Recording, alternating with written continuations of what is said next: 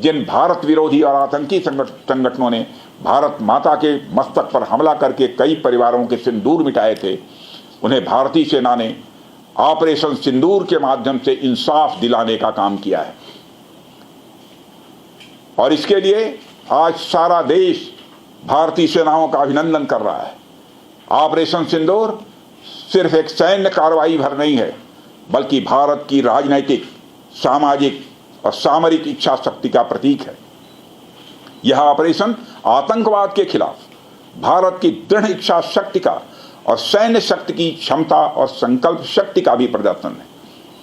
हमने दिखाया है, भारत आतंकवाद के खिलाफ जब भी कोई कार्रवाई करेगा तो आतंकवादियों और उनके आकाओं के लिए सरहद पार की जमीन भी सुरक्षित नहीं रहेगी। भारतीय सेनाओं ने ऑपरेशन सिंदूर को पाकिस्तान में मौजूद आतंकी ढांचा ढहाने के उद्देश्य से लॉन्च किया था।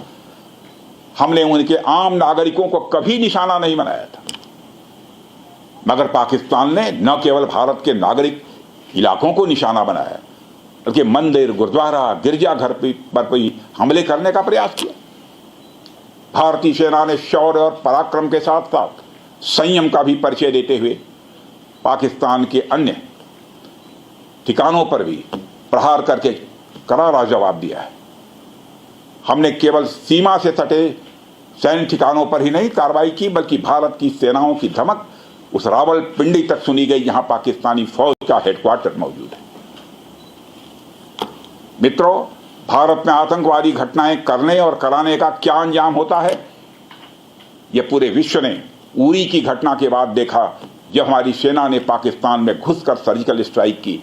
पुलवामा के बाद देखा, जब बालाकोट पर एयर स्ट्राइक की गई, और अब पहलगाम की घटना के बाद दुनिया देख रही है कि जब भारत ने पाकिस्तान के भीतर घुसकर मल्टीपल स्ट्राइक्स की हैं।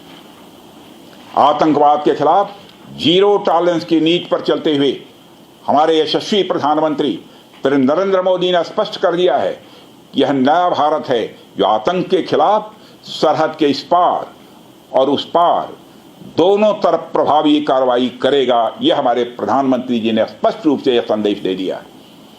मैं एक बार फिर से BrahMos integration and testing facility centre और इस प्रोजेक्ट में शामिल सभी स्टेक होल्डर्स को हार्दिक बधाई देता हूं। मैं साथ ही पीटीसी इंडस्ट्रीज लिमिटेड को भी उनके एम्बिशियस प्रोजेक्ट पर हृदय से बधाई देता हूं।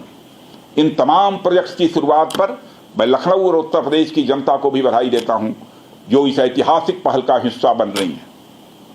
अंत में मैं आप सभी का आभार प्रकट करते हुए अपनी बात को समाप्त करना चाहता हूं, और आप सभी से मैं खेद भी व्यक्त करता हूं कि निर्धारित समय पर मैं इस कार्यक्रम में उपस्थित नहीं हो सका, लेकिन देर आया दुरुस्त आया। आप सबको बहुत बहुत धन्यवाद।